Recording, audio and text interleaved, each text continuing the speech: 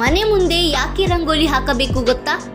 ಪ್ರತಿದಿನ ಮನೆ ಮುಂದೆ ರಂಗೋಲಿ ಹಾಕುವ ಉದ್ದೇಶವೇನು ಗೊತ್ತಾ? ಯಾವ ದಿನಗಳಲ್ಲಿ ರಂಗೋಲಿ ಇಡಬಾರದು ಗೊತ್ತಾ? ಈ ಎಲ್ಲಾ ಪ್ರಶ್ನೆಗಳಿಗೆ ಉತ್ತರ ಈ ವಿಡಿಯೋದಲ್ಲಿ ತಿಳಿಯೋಣ.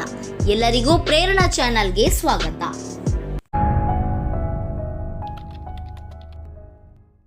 ರಂಗೋಲಿ ಎಂದರೆ ಹಿಂದೂ ಸಂಪ್ರದಾಯದಲ್ಲಿ ಬಹಳ ವಿಶೇಷ. ಹಬ್ಬ ಹರಿದಿನಗಳು ಬಂತೆಂದರೆ ತಪ್ಪದೆ ಮನೆ ಮುಂದೆ ರಂಗೋಲಿ ಇಡುತ್ತಾರೆ. ರಂಗೋಲಿಯು ಕೇವಲ ಮನೆ ಅಲಂಕಾರದ ಭಾಗವಲ್ಲ, ಜ್ಯೋತಿಷ್ಯದಲ್ಲೂ ರಂಗೋಲಿಗೆ ವಿಶೇಷ ಮಹತ್ವವಿದೆ. ನಾವು ಮನೆಯನ್ನು ಸ್ವಚ್ಛವಾಗಿ ಸುಂದರವಾಗಿ ಇರಿಸಿದರೆ ಲಕ್ಷ್ಮೀ ದೇವಿ ನೆಲೆಸುತ್ತಾಳೆ ಎಂಬ ನಂಬಿಕೆಯೂ ಇದೆ. ರಂಗೋಲಿ ಮನೆಯನ್ನು ಸುಂದರವಾಗಿಸುವ ಅಂಶವೂ ಹೌದು. ಅನಾದಿ ಕಾಲದಿಂದಲೂ ಬೆಳಗೆದ್ದು ಅಂಗಳ ಗುಡಿಸಿ ಸಾರಿಸಿ ರಂಗೋಲಿ ಹಾಕುವ ಪದ್ಧತಿ ಇದೆ.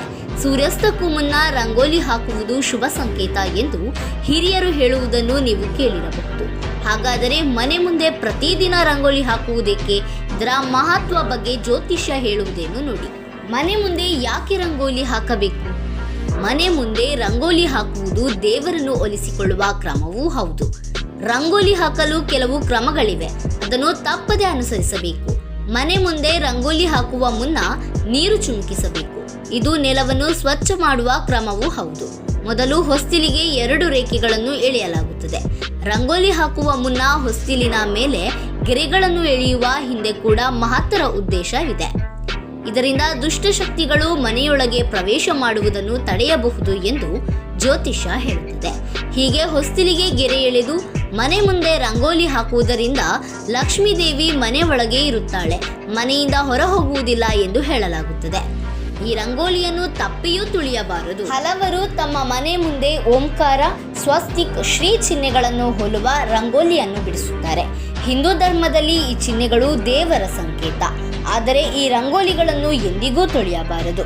ಈ ರಂಗೋಲಿಗಳ ಮೇಲೆ ಕಾಲಿಟ್ಟರೆ ಪಾಪ ತಟ್ಟುತ್ತದೆ ಎಂಬ ಮಾತಿದೆ.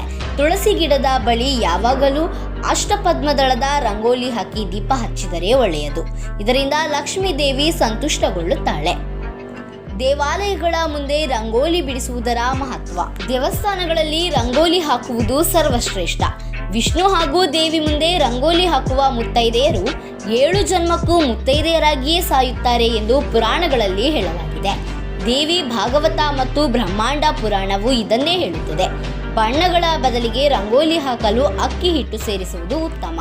ಎಲ್ಲಿ ರಂಗೋಲಿ ಇಡಬೇಕು? ಪ್ರತಿದಿನ ನಾವು ಮನೆ ಮುಂದೆ, ದೇವರ ಕೋಣೆ ಮುಂದೆ ಹಾಗೂ ತುಳಸಿ ಕಟ್ಟೆಯ ಮುಂದೆ ರಂಗೋಲಿ ಹಾಕಬೇಕು ಎಂದು ಜ್ಯೋತಿಷ್ಯ ಹೇಳುತ್ತದೆ. ಇದರಿಂದ ಮನೆಯ ಒಳಗೆ ಹಾಗೂ ಸುತ್ತಲಿನ ಧನಾತ್ಮಕ ಶಕ್ತಿ ಹೆಚ್ಚುತ್ತದೆ, ಋಣಾತ್ಮಕ ಶಕ್ತಿ ನಿವಾರಣೆಯಾಗುತ್ತದೆ ಎಂದು ಹೇಳಲಾಗುತ್ತದೆ. ಯಾವಾಗ ರಂಗೋಲಿ ಹಾಕಬಾರದು?